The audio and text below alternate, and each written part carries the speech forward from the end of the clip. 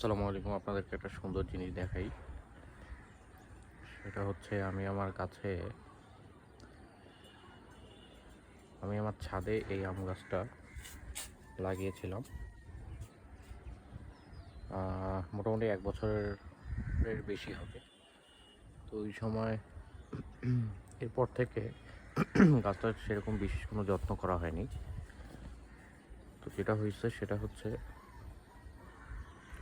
এর আগের বছর গাছটায় কোনো ফল আসেনি।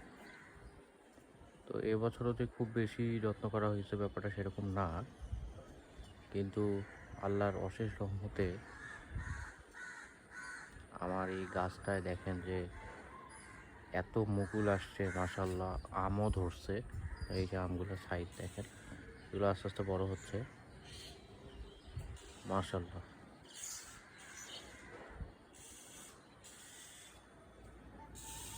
সবাই দোয়া করবেন যেন এই আমগুলো খেতে পারি, আর মাশাআল্লাহ বলবেন অবশ্যই।